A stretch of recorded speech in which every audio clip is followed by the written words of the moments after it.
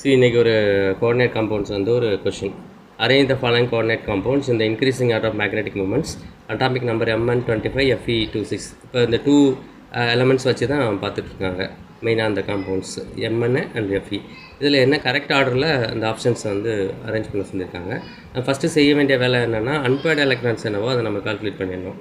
அதுக்கு அடுத்தது magnetic moment calculate பண்ணிவிட்டு அதோட வேல்யூஸ் பார்த்தோன்னா அதுக்கு தகுந்த மாதிரி நீங்கள் வந்து அரேஞ்ச் பண்ணிக்கலாம். ஃபஸ்ட்டு F6 3- எடுத்துக்கிறாங்க. அதில் எக்ஸ்ன்னு வச்சுட்டு போட்டால் அதோட ஆக்சிலேஷன் ஸ்டேட் வந்து ஆக்சிலேஷன் ஸ்டேட் கால்குலேட் பண்ணணும். அதுக்கப்புறம் அன்பேர்டு எலக்ட்ரான்ஸ் பார்க்கணும். ஸோ எக்ஸு வந்து +3 வந்துருச்சு. ஸோ பார்த்தீங்கன்னா கிட்டத்தட்ட அன்பேர்டு எலக்ட்ரான் எத்தனை வருது அதோடைய இது வச்சு பார்த்தோம் அப்படின்னாக்கா ஸோ AR 3D5 வருது. ஸோ 5ம் பார்த்தீங்க அப்படின்னா எப்படி இருக்குது? ஸோ EGயில் உங்களுக்கு 2 அன்பேர்டு எலக்ட்ரான்ஸுக்கு, இங்கே வந்து ஒரு T2Gயில் 3 எலக்ட்ரான்ஸ் இருக்குது. ஸோ மொத்தமாக 5 அன்பேர்டு எலக்ட்ரான்ஸ். ஸோ அந்த அன்பேர்டு எலக்ட்ரான்ஸ் எதுக்கு யூஸ் ஆகுதுன்னு பார்த்தீங்கன்னா மேக்னெட்டிக் மொமெண்ட் கால்குலேட் பண்ணுறது. μ=√n+2 உங்களுக்கு ஃபார்முலாஸ் தெரியும்.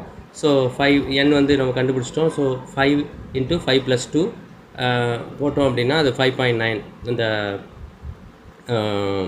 போஸ் மேக்னெட்டான் அப்படிங்கிற மாதிரியான அந்த யூனிட் உங்களுக்கு தெரியும். அதே போல் FeCN6க்கும் அது மாதிரி கால்குலேட் பண்ணோம் அப்படின்னாக்கா அது 3D5ல் வருது. அதில் பார்த்திங்கன்னா அன்பேர்டு எலக்ட்ரான் அப்படின்னு பார்க்கும்போது 1 தான் வருது. ஸோ அதே போல் இந்த இதுக்கும் பார்க்குறோம் MnCl6க்கும் பார்த்திங்கன்னா அந்த மாதிரி வருது.